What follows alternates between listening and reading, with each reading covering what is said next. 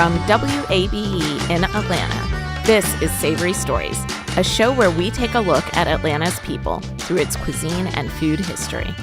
On this podcast, we trace Atlanta's food story from the past to the present, getting to know Atlanta's culinary creators and demystifying stereotypes about food. I'm Akila McConnell, culinary historian and owner of Unexpected Atlanta Tours, the #1 rated Atlanta tour and activity on TripAdvisor, and also the author of A Culinary History of Atlanta. And I'm Chef Asata Reed, owner of Life Chef, where we help you live a life you love, and author of How to Feed a Kid, a Parent's Guide. Now today, we're talking about one of Georgia's favorite foods, barbecue. I've got to say, I don't know how we've waited so long to do a barbecue episode, Asata. Barbecue is one of Georgia's favorite foods. And though Atlanta doesn't have a unique style of barbecue like North Carolina or Texas, Atlanta has a heap of barbecue history to discuss and no shortage of barbecue restaurants, right? Yes, there's like one on every corner. In fact, this is just part one of this barbecue history and lore because we have way too much to discuss in just one episode. Speaking of, if you are more interested in barbecue history, I want to shout out some of my favorite books on barbecue, including Robert Moss's Barbecue, The History of an American Institution, Jim Akmaty's Smoke Lore, and Adrian Miller's Black Smoke. Check out all these awesome books. Okay, so let's start at the very beginning, and to do that, we need to talk about the 1540 expedition of Hernando de Soto. Hold on, you went way back. I thought you were going to drop in the 1800s somewhere. You got to go way back when you're talking about barbecue. Okay, let's go. So you probably remember learning about de Soto in your elementary school social studies classes as one of the great explorers of the southern United States. De Soto was indeed a famed explorer. He made his way through much of the modern South, including becoming the first documented European to cross the Mississippi River. They found a stunning land, but they also found something else incredible, and that was barbecue. Wait a minute. What do you mean they found barbecue? That sounds like Uncle Jed was standing out there in his sandals with the big black girl making it happen. That wasn't the case. Kind of, actually. De Soto's journey was documented by many men. One of those documents described De Soto and his men coming to an indigenous village in North Georgia, probably somewhere around present-day Covington, that area. And there, the indigenous people were roasting fowl and what were described as, and I quote, small dogs that were good for eating on a, and I quote, a barbacoa. Historians believe that the small dogs that they were referring to were possums. Those are native to the Americas and an animal that the Spanish had never seen before. So we have the Native Americans to thank for barbecue then? That is exactly right. Barbecue was an indigenous invention, and the word barbecue comes from the Taino Indian word barbacoa. Now, the barbacoa was actually a tool. It was an equipment that was used across the Americas to smoke meats. And the best way to think about it is that it was basically a frame of green sticks. If you've ever seen an old-fashioned bed where there are kind of 4 sticks in the corner and then slats across, that's what a barbacoa looked like. In fact, the barbacoa was used for both sleeping as well as smoking and drying meats. And I've put into the show notes a picture from Thomas Harriot, an artist who went on Sir Walter Raleigh's 1590 expedition through Virginia, and it shows this barbacoa. So the craftsmanship there makes total sense. You want to use green wood because it's not going to catch on fire. Correct. Because it's got a lot of moisture in it. Because this is going to have to be overheat for quite some time if you're going to smoke it to the point of being dried, which is useful because now it's not going to spoil. Now you can travel with it. Now it keeps longer. All of that makes sense. And these racks kind of remind me of racks used in Argentina for asado. That is where the Argentinian asados came from. Exactly. In fact, across the country and across the Americas, Many of our grilling techniques come directly from the indigenous barbacoa. And just like you said, they would light a fire under the barbacoa. And because it was green wood, the fire would let off smoke. The green wood wouldn't burn. Indigenous people did not cook the types of meats that we tend to think of. We tend to think of pig and we tend to think of beef. Which are big. And both pigs and beef were brought by the Spanish. They were not indigenous. They were not native to the Americas. So instead, the Native Americans, they used to roast fish, alligators, venison, things like that, smaller meats. With the smoke, they would lay the meat on top of the barbacoa, ensuring that the meat doesn't get burnt in the smoke. They would actually baste the meat, usually with some sort of spice and vinegar style sauce. Across the world, barbecuing became a synonym for the words roasting or grilling. But in the Americas, it is a special and unique word that relates to food cooked on this type of barbacoa or grill, and the meat is smoked. Yeah, I think as we continue to look at barbecue over this series, we'll start to see those distinctions being made. The difference between grilling, smoking, and what we call barbecue specifically here in the South. Absolutely. What we call barbecue in the South is very different than even what people call barbecue in the Northeast, or what people in England or in France call barbecue. Now, the American colonists, they took to barbecue readily, especially in the South, because the Spanish had introduced hogs, pigs, and cows. For large gathering, it was much simpler to barbecue a whole hog rather than butchering these animals and then cooking them. In fact, barbecue became the primary meal at social events and at political rallies. George Washington, our first president, in the 1758 election for the House of Burgesses, threw a humongous barbecue. There was a ton of meat that he cooked, but he also purchased 28 gallons of rum, 50 gallons of rum punch, 34 gallons of wine, 46 gallons of strong beer, and 2 gallons of cider royale for the, get this, 391 voters in his district. Oh my gosh. That is about a half gallon of alcohol per voter. So the idea was to get voters fed, drunk, and voting. I mean, I guess that's one way to swing votes in your favor. I wouldn't mind it, honestly. If some politician wants to throw a political barbecue for me, I would attend. So barbecue was also a very important part of the country's early wars. George Washington used to procure meat for his troops, and he spoke of, and I quote, barbecuing it in the Indian manner, basically putting these meats on top of a barbacoa. Now, by the time Atlanta was founded by American colonists in the 1830s, barbecue was a necessary part of American politics and culture. In 1847, a judge summed up a rough and ready young Atlanta as full of brothels, saloons, and railroad workers.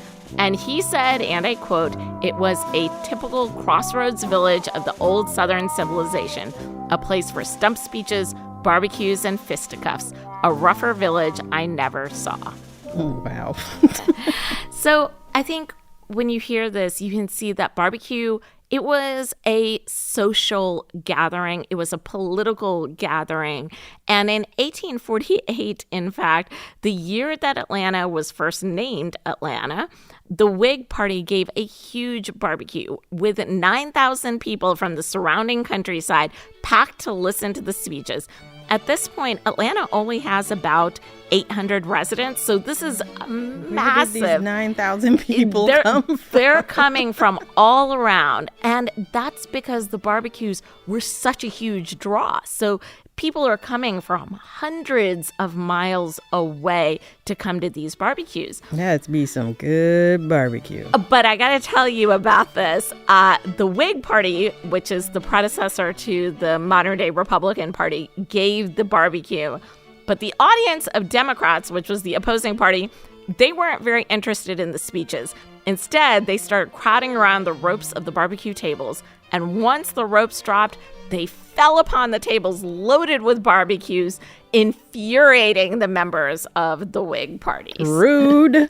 Okay, but I mean, how long were these speeches? Because we all know that smoky aroma calls to our empty stomachs. Grilled meat is hard to resist. Absolutely. But there was also an evolution in barbecue because, as we just mentioned, by the time that the colonists and the early Atlantans were eating barbecue, they weren't really eating a lot of barbecued fish anymore, and certainly not barbecued alligator here in Atlanta. What they were now more eating was barbecued pork, barbecued beef. And so there's a big evolution that happens. We don't exactly know how this evolution happens, unfortunately. But here's what happens. So we just mentioned the Native Americans had built their barbacoas on green stick frames, and these were above ground, so almost like a bed, and then the fire would be under the stick frames.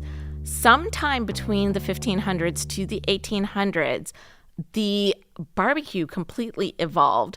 And it is possible it evolved because those huge animals, like the pigs and beef, they were just way too large and heavy for these raised racks. I've always heard it was the enslaved Africans who became the ultimate pitmasters, shifting from the indigenous barbacoa and infusing their own fire cooking techniques brought from Africa. It's like they're kind of blending the techniques of smoking and flavoring from what they knew, adding it to the technology that they encountered here, and it morphed into the barbecue that we think of today. Yeah, absolutely. So by this antebellum period, just like you said, enslaved Black men were primarily responsible for building barbecues in the South. And what they did was they dug huge pits into the ground. I'm talking about, 12 feet by 7 feet. These massive pits, they would be relatively deep, about 2 to 3 feet deep. And then they would spread burning coals all the way across the bottom of the pit. Then they laid that same type of barbacoa frame. It was green wood sticks across the pit of coals, and then they would lay meat on top. The meat might be possum, raccoon, pigs, beef. And I've actually put a picture from 1887 in the show notes so you can see what this looked like. Barbecue, it was a very difficult task, as you can tell, both because it required heavy manual labor, as well as the ability to know how and when to turn the meat to prevent dryness and to avoid the meat from burning as well. It'd be kind of cool to dig into this pit method because it's reminding me of like Hawaii and in the Pacific Islands where cooking a pig wrapped in banana leaves in a pit. So I'm curious, now to delve into what we might have to throw that into part 3. Yeah, I think that sort of method, though, where it's wrapped and buried like they do in Hawaii, it's different, though, than what these enslaved Africans were doing because they were still cooking it above the surface. But the clever part is that they were basically banking the fire inside the earth, which led to a very even temperature. And if you know anything about barbecue, if you've ever even tried to grill on your own backyard barbecue or your backyard grill, the hardest part is keeping that temperature even. And the pits almost became like an oven, holding that heat in because they were so deep and wide. Barbecue is equal part science and art, that's for sure. Because not only do you have to understand the proteins that you're working with and any flavorings or marinades involved, like if you have anything sweet, it's going to tend to want to burn faster. If you have too much acid, it could take the moisture out of your meat. But you also have to understand fire and all the ways that fire can be manipulated to do your bidding. Absolutely. But we also have to understand that barbecue plays very much into the racial dynamics that we frequently talk about on this podcast. Black men built the barbecues, prepared the food, and this food was served primarily to white guests and often to elect white officials who were continuing to enslave these Black cooks. If you've ever watched or read Gone with the Wind, you'll probably remember that the very first scene opens at a barbecue held by Scarlett O'Hara's family. demonstrating how critical the barbecue was to Southern society and life. This was not necessarily a party for the poorest people, but rather a party for the wealthy and the elite in Atlanta society. Well, when you consider whole animals were cooked and the choicest ones at that, it's easy to see why barbecue was considered, high society. But just like every other cooking method, cooking over fire has long been a skill, even amongst the poorest of folks. So how did these early pitmasters straddle that line between their high society cooking and their modest home and hearth? Yeah, and I think that is really expertise, because what these Black enslaved cooks had was they had skill, and they had a lot of it. In fact, many of them came to be known as pitmasters because they were masters of this earth-dug barbecue pit. These were elderly cooks who knew how to barbecue, and then they would pass the tradition down to younger enslaved men. So actually, one of the very best sources for information about the antebellum barbecue is in interviews that were conducted in the 1920s of formerly enslaved people. One of these interviews, and then there's also some books from that time period describing the stories of enslaved people. And in one of these stories, Louis Hughes, who was an enslaved man who escaped from slavery in Virginia, he wrote how important the July 4th barbecue was in his life as an enslaved man. The July 4th barbecue was one of the few barbecues of the year when both Black people and white people would all be served together. So the Black cooks were allowed to take choice meats for their friends, for their families, and it would be a huge celebration. In fact, dance floors would be set up near the barbecue so that the enslaved people would have a holiday.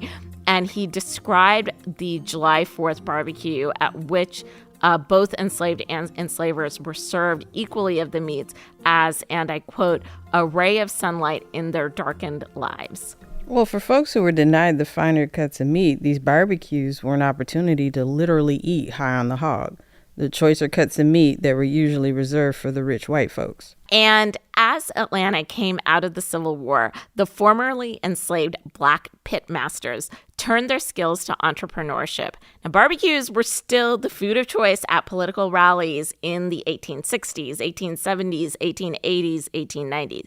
These free barbecues were funded by the political candidates and the political parties to entice voters, including the newly freed Black voters, to come out and listen to political speeches.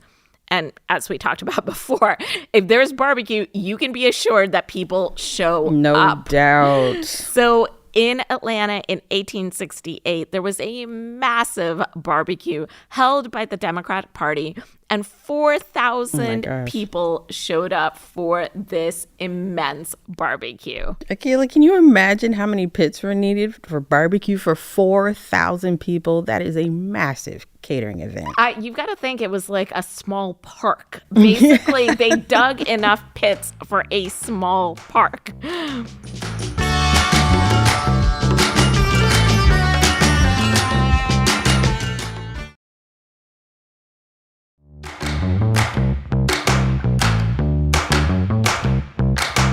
Today, making good barbecue is a point of pride for many people standing guard over the grills in their backyards. As we said before, today's definition of barbecue, at least in this city, extends beyond just firing up the grill. There's smoke, seasoning, and sauce to contend with. The best barbecue can be served naked. And I repeat, the best barbecue can be served naked and still garner praise for that external bark or crust, that internal juiciness, and that heady smoke that everyone is looking forward to, quote unquote, go to the bone. The smoke's gotta go to the bone. And that goes for ribs, brisket, chicken, salmon, you name it. And Atlanta has had barbecue on its menus probably since the beginning, right? Absolutely. As we just saw in this post-antebellum time period, barbecue really became an economic engine for Atlanta's Black men. And, we've talked a lot about the origins of barbecue in this episode. So, Asata, I think we should flip the script a little bit and take some time and shout out the original barbecue spots that are still going strong in our city today. So here's my question for you. What spots do you have in the city for us that have been around for 20 years or more? Ooh, see, all right, you're trying to get me in trouble here because we're talking barbecue and people are loyalists when it comes to their favorite place. So I'll go ahead and start. Listeners, if we don't mention your favorite, hit us up in social media and shout them out there because we're always looking to add to the list. But I want to shout out some of Atlanta's OGs, and I'm going to start with one of the first places I ate when I moved back after college, and that's Fat Matt's Rib Shack.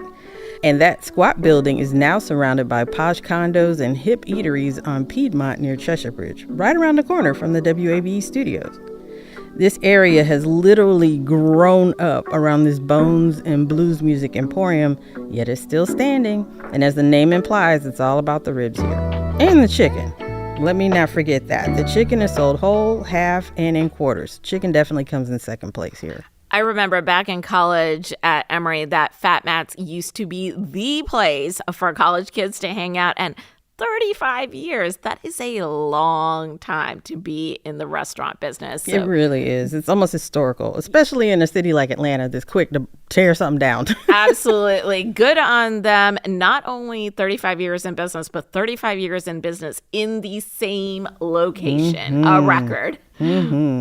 Another ATL OG is Shane's Rib Shack. Back in 2002, Shane Thompson opened up the first Shane's in McDonough with his grandfather's secret sauce recipe. And that sauce recipe must be gold because this family business grew to fame by word of mouth, which is how some of the best restaurants are found. And they now have 20 locations here in Georgia. Asata, I'm a little ashamed to say I didn't realize that Shane's was a locally owned franchise that started up here. I thought it was a national organization because there's so many of them in our city, but good to know that this is local, family-owned business. You know, we should have included them on our episode about Atlanta franchises. We should have. Well, y'all go check out the franchise episode. There's some other great Atlanta franchises that we called out in that episode. Indeed. Our next ATL OG is Mr. Pig's Smokehouse and Barbecue. Operating since 1992, this place looks like it's always been a part of Bankhead community on what's now known as Hollowell Parkway over on the west side. You will smell the smoke 2 blocks before you get there, which is always a good sign because where there's smoke, there's good barbecue. You can taste the seasoning of the grills themselves in this meat, which is always tender, smoked to the bone, and leaves you wanting more. Plus, their collard greens are delicious, which is a compliment I don't dole out gratuitously. So Emory grads, you will recognize our next original, which is Pig and Chick. Has its original location right outside of Emory on Briar Cliff Road. The founders both grew up barbecuing pigs in pit barbecues, digging those huge trenches and laying butterflied pigs on top of them, just like people have been doing for 200 years or so. And when the owners became adults, they used those original recipes to open up the first Pig and Chick in 2001. Today, they have 3 locations, but I'll tell you the thing to get is their pulled pork as well as their Brunswick stew. Love a good Brunswick stew. Shout out to my mother-in-law. Irma Wilborn has no problem pulling up with the biggest pot you ever seen and a hog head in the middle of it. All right. So just outside of downtown sits the next barbecue OG, and that is Daddy Z's barbecue joint, which opened up in 1993 and has been serving hickory and oak pit-fired goodness from its Memorial Drive location. The original owner was from Chicago, Ron Newman, and he passed the baton to Christiana Coker Jackson, who, along with her family, have kept the smoky blues-rooted vibes alive.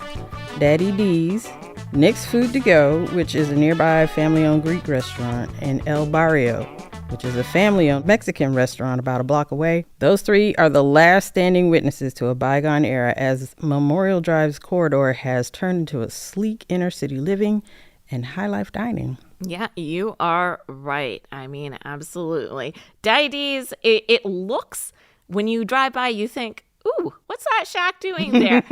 Go to the shack. Just go there. Yep. You'll be okay. Just go there and trust us.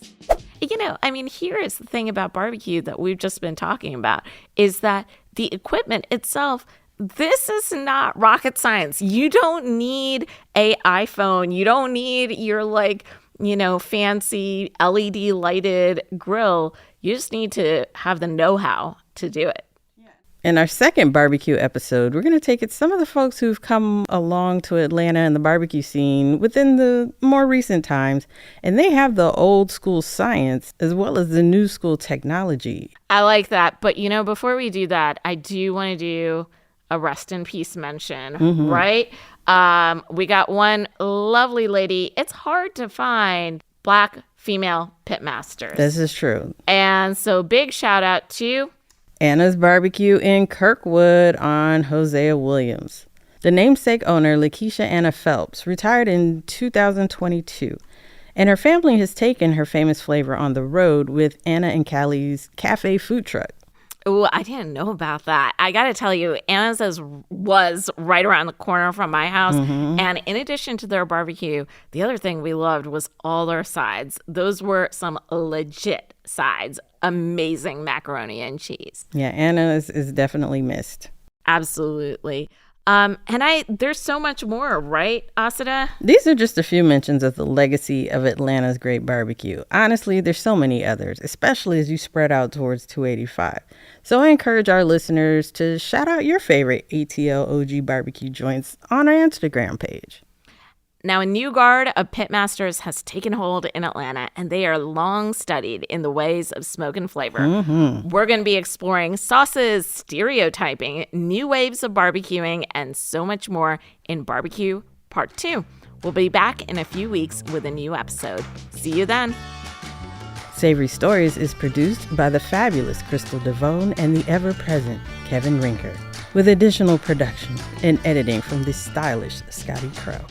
This series was created by the brilliant Summer Evans and premiered in City Lights with the one and only Lois Reitzes. For more info, visit wabe.org/Savory Stories.